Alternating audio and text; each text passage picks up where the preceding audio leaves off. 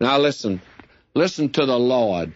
And this is getting right down to the nitty-gritty with a lot of us today. Listen to it. The Lord said unto Joshua, Get thee up. Wherefore liest thou thus upon thy face? And I say, he says to this man Joshua, he says, Get up off your face and cut up all this whining and in sackcloth and ashes before me. And a lot of Christians today spend their time whining before the Lord. Won't do you any good. God says, get up off your face. That's not the solution to your problem. Great many people talk about fasting and praying, and they have disheveled hair. I remember when I was a student in seminary that the women got a notion that the way to be spiritual was to be unkempt, to wear a dirty dress and not go to the beauty parlor and have your hair fixed, and you go around with a long face, and that means you're spiritual. And believe me, were they a bunch of gossips in that day.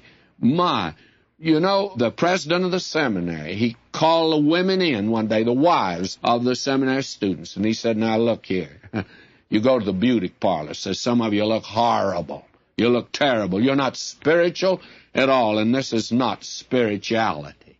Poor Joshua gets down there, rends his clothes, throws ashes all over him. He was a mess. And he's the general, by the way. Now what does God say? He says, Get thee up. Wherefore liest thou thus upon thy face? Israel hath sinned. Friends, let's get right down to the nitty-gritty. What's your problem and my problem today? Now, I don't know you, but I know your problem. Sin is your problem. Oh, you say, I'm a saint of God. I'm a super-duper saint. I am the chairman of the board of deacons. Oh, you are? Now, what does that make you? That makes you a bigger sinner than the rest of them. Why don't you deal with the sin that's in your life, Christian friend? That's the thing that's important. Israel hath sinned, and they have also transgressed my covenant, which I commanded them, for they have even taken of the cursed thing, and have also stolen and dissembled also, and they put it even among their own stuff. You know, Joshua didn't know that. He didn't have the spiritual discernment that was in the early church. You remember when Ananias and Sapphira, when they lied, believe me, the Spirit of God brought that out immediately, and the early church was very sensitive to that sort of thing. But they're not very sensitive here. In fact, they're not sensitive at all.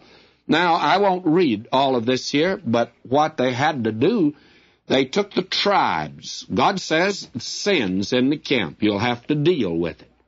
And so they take all the tribes and they march through. And finally, the tribe is taken. And we find that the tribe of Judah was guilty. And then they sent that tribe through, and they found out that it was the family of the Zerahites.